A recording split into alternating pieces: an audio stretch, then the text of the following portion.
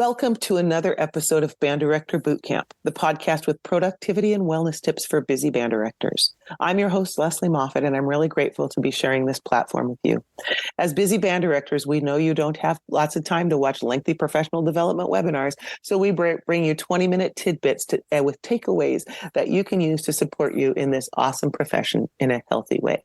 I'm a little tongue-tied today. I just finished middle school conferences day 3. Whew. So I got to slow things down. Yeah, it's just like, they're all lined up. It was fun. But So, hey, guys, today I'm really excited to bring you Dr. Amy J. Bovin.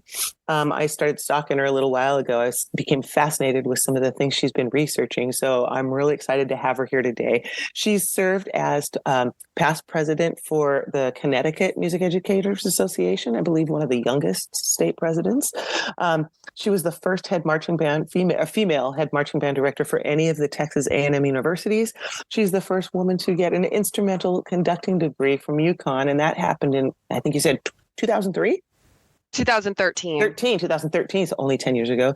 And you guys, she's going to be presenting at Midwest. So we get her right here, right now. And so what I'm really excited to do is have her come on board. And this will be maybe a little different format than some of the other podcasts, because she's going to walk us through what she's learned as a female in this profession and some takeaways and the like. But first, thank you for being here, Dr. Bowman. And and I want you to start, just give us a little bit of your background so everybody out there gets a little sense of who we're talking to today. Sure. And thank you for having me. I actually have been stalking you a little bit as well. So I don't know if it's actually called stalking, if it's two things, or if it's like some weird podcast dating site or something. Yeah. But yeah, my background is, so I'm from Connecticut. I was a female high school band director for about 10 years in the state of Connecticut. During that time, I ended up getting my master's degree, which you already spoke to, was state president for MEA. And I also got my PhD around the time of COVID when the world shut down. I ended up moving to Utah, and it was originally for a little bit, of a change. And I was starting to date a guy at the time. I mean, I'll just be honest. And he was getting his doctorate from Utah. So I was like, let's see what this is about. Then eventually got my job in Texas. And now I am here in Florida that my now fiance, since I'm engaged, my fiance, he's one of the associate directors at Tarpon Springs, the high school. So that's really my background. All right. Well, then you're here because this research you've done. Talk to us about why, or what you did your research on and why, what drove you to this, and then let's dig in a little bit. So my research is based on the experiences of female band directors. And the reason why is that, so I started my PhD in 2015. So at that time I was teaching for about 6 years or so, 7 years. And I was starting to realize that I was having unique experiences on the job, some positive, a lot negative. And I honestly just wanted to see if other people were experiencing what I was experiencing. That I went through, I started reading some different articles, some different dissertations, and I saw that there was a little bit of work that was done throughout the country. And I just kind of wanted to jump on board that, we'll call it what it is, the bandwagon. I wanted to jump on and see what else I could find, see if we could make some sort of connections. At that time, there was no research done in the Northeast. So I didn't know if a change in region in the country might have shown different things. But my first article was it was a phenomenology, which for those of you who are unfamiliar, that's really just finding the essence of a group. So I wanted to find what is the essence, what themes are about female high school band directors. And then from that, I was like, started to get some great findings and jumped on, the quantitative train. I said, what? Let's see how many people we can get with this. And so for my dissertation, I did a quantitative survey, sent it out around the country. At the time, there was 2,200 female high school band directors, and I got over 1,000 participants. So I got almost half of all female high school band directors at that time. So thank you if there's anyone that actually took my survey, thank you so much. And I actually just recently did a follow-up survey for that, so I could have some updated stats for Midwest, and I had 600 people respond to that. Wow. So, yeah. So in all of your research and stuff, talk to me about like what surprised you the most, first of all. What surprised me the most is that I wasn't surprised by the findings. Everything that I have ever experienced was validated by the women who especially took my survey. The sexism that I was feeling, the ageism, which I know normally is for an older demographic, but in this case, just any age, whether you were new in the profession or you've been in the profession longer. Women were experiencing that. Women were being questioned about how can you be a mother and be a band director, or why are you not a mother, or your status, your perceived status based on what your marital status was, and just everything that I don't think that this is okay.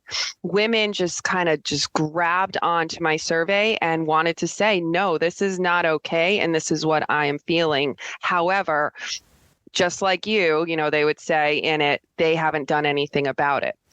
Mm-hmm. And I think that was one of the biggest takeaways that I had. So just the fact that you did this survey helps people understand they're not alone. And I think, I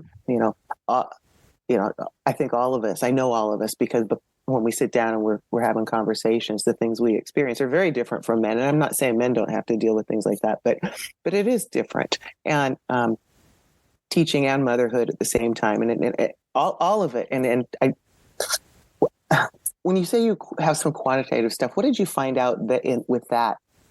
Like, were there things that you found out for moms or? So some of the quantitative stats, which I'll share my stats here that I have found, is the biggest number is over 3 out of 4 women have admitted to experiencing sexism on the job. So it's 3 out of 4 women. We have 1 out of 2 experience some sort of mental or emotional harassment, 1 out of 2 verbal harassment, and at the time, 1 out of 5 sexually harassed or sexually assaulted as a female band director on the job. And some of these stats, since they are either right at the 50% or lower, in typical studies that really wouldn't get reported because it's not the majority. However, 1 in 5 being sexually harassed or abused is not okay. That's not okay. And unfortunately, when I just did my follow-up study, that number is actually now increasing. And so more women are really, looking back at things that they have experienced and questioning, which you should question, and you should think about it. And others are starting to question too, like, oh, I overheard this happening and I don't think this is okay either. And I think that we're at the point that we're starting to learn what is and isn't okay, but no one really knows what to do about it because everyone is so scared for the consequences. And that was kind of my issue too. As a new band director, I didn't want to lose my job. I didn't want to lose my credibility. I didn't want to come off as whining or complaining. And, at the time, because I am a millennial, I guess an elder millennial, but because I'm right on that cusp, but, it was, oh, well, millennials just complain about everything. Okay, but you're not living my life. You're not in my situation. So it's a little bit, it's different. So those are some of the stats that I did find.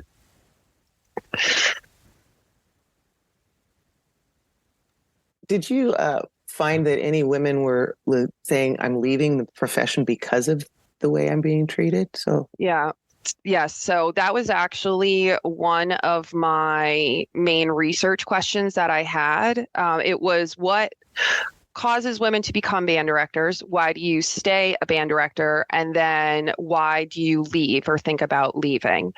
And out of everybody that responded, 57% said that they were not planning on remaining as band directors or were unsure but leaning toward the I'm going to be leaving. So that's over 57%. And what's very interesting about this is I did some fun magical math here, which I know math sometimes is scary, but I'm a daughter of a math teacher, so I kind of had to know math and be good at it. So I'm finally using it. My mother's very proud of me that it just took until my doctorate for me to actually, care about math. So thank you, Mom. Is that I compared that I had everyone answer some statements of, how closely do you identify with this statement? And the one that everyone really identified with is I love band. That we had a lot of participants say, I love band. However, the ones who said, I love band the most were also the ones who are considering leaving. There is the strongest correlation between those two is that I love this profession. I love my students. I love music, but I just cannot be in this field anymore. I cannot do it any longer. And is that being attributed mostly because of the way they are different treatment or expectations, or it's the negative experiences, it's the sexism, it's the ageism, it's other forms of discrimination, it's the poor treatment that they're receiving by personnel, and a lot of it honestly is coming from supervisors, from administration within the school. Some of the biggest barriers of we'll say personal relationships or just professional relationships is coming from athletic directors. We have women that, you go to competitions with your band and you don't get recognized as the band director, or you get talked down to, yes. Especially if there's male staff, you get talked down to by that. Or if you're at a clinic and, the clinician comes up on stage and just the way that they interact with you as a female director and questioning a lot. And it's just even at conferences, at conferences and just sometimes not feeling included. Or, I think it's even it's been not even 20 years since Midwest had the Wives Club. I think the last year that they had it was 2003, 2004 or something, that it was like the Midwest band directors. It was the Wives Club, which, now we don't really. Yeah. Wow. But that's how recent it is. But women are leaving. Yeah, they're leaving the profession because of just poor treatment and just it's becoming unhealthy. Honestly, a lot of them are saying it's mentally draining. My cousin is she's the original Dr. Bovin. She's Dr. Bovin 1.0. I'm 2.0. She has her PhD in social psychology and she looks at trauma, female trauma. And so her and I talked a little bit about my stats, and she agrees there is PTSD in some of these women. And I'll say myself included. For sure. So. Yeah. Well, before we have the final wrap up here, I want to invite listeners to take a minute to think about how you can put some of the things we talk about in these different podcasts into your own life. So if you're hearing stuff here that can be helpful, we've got some thoughts for you. Are you feeling overwhelmed with the never-ending tasks of being a band director? Do you dream of having a strong music program while still enjoying time for yourself and your family? Well, the Empowered Music Educator Academy is here to turn that dream into a reality. Here at the Academy, we offer a comprehensive suite of resources tailored just for you. From insightful books that offer fresh perspectives to engaging courses filled with practical strategies. But that's not all. If you need a more personalized approach, you can use our one-on-one coaching sessions, which are designed to address your unique challenges, helping you find harmony in your busy schedule. And for a truly immersive experience, join us at one of our retreats where you can rejuvenate and connect with fellow music educators. The Empowered Music Educator Academy isn't just about teaching music. It's about enriching your life as a band director. We're here to ensure you thrive professionally and personally, providing you with personalized tools for wellness and productivity tips that last a lifetime. So don't miss out. Visit our website at www.powered musiceducator.com to learn more and take the first step towards a more balanced, fulfilling career in music education. Because at Band Director Bootcamp, we believe in empowering you to conduct not just music, but a life you love.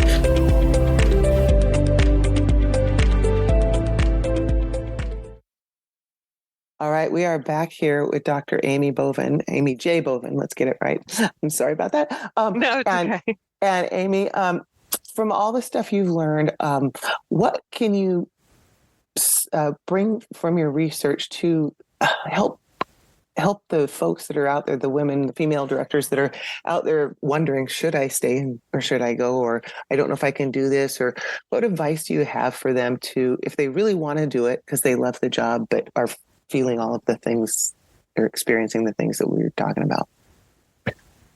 I think the biggest thing is just to speak up, really just speak up. You are not alone, first off, and everything that you are feeling is valid. I like to say that there's no such thing as an overreaction. You are reacting exactly the way that you mentally, physically should be reacting. And if other people find that inappropriate, that's on them, but it's your life. So, if you're experiencing something, if something's not okay, say something about it. And now there are different steps that you can do, go to your administrator and say, this is what happened. And your job should be safe. You should feel good walking into that building. You shouldn't feel as though you're going to be hurt mentally or physically, emotionally, sexually, any way that there is. The biggest advice, though, that I really have is and I used to do this when I was a teacher, a professor, and teaching pre-service music educators, is write a list of priorities. Come up with your list of priorities of what you think they are right now and what you want them to be. And number one should always be yourself. You should be at the top. You should be your own priority, and everything else should fit into that. Think about what your boundaries are. Think about what your non-negotiables are. And, it might come to the point that you might have to leave the job. There will always be students. There will always be music to teach. There will always be band to teach somewhere. And so that might not be the right place for you, and that's okay. You didn't fail. It's not a failure if you say, this is too much for me. And I've walked away from jobs before because it got too much and it wasn't healthy for myself. Well, I've walked that same path. So yeah. I know what you're talking about. Yeah. Well, and I'm just so glad that you're putting this out there. You're talking about this because other people know we need to talk about this. We're here for each other. And I think that this is an important conversation for us to keep having. And I'm hopeful that the younger generations, because I'm a little bit older generation, the younger generations are talking about these things more openly. And frankly, we weren't supposed to. We were just supposed to keep our mouths shut and behave. But right. That was 38 years ago when I started doing this, or 36. So it was a while ago. And we are progressing in some ways here. So thank you for the important work you are doing and for starting these conversations and for all that you bring to music education and to music educators through the presentations and the guest conducting and all the workshops that you do. That's a lot that you're bringing to the place. So thank you. Thank you to Dr. Amy J. Bovin and to all of you who are listening to this episode of Band Director Bootcamp. You're making a difference in kids' lives every day through the magic of music education.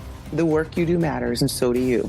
Join us next time on Band Director Bootcamp for another episode of productivity and wellness tips for busy band directors.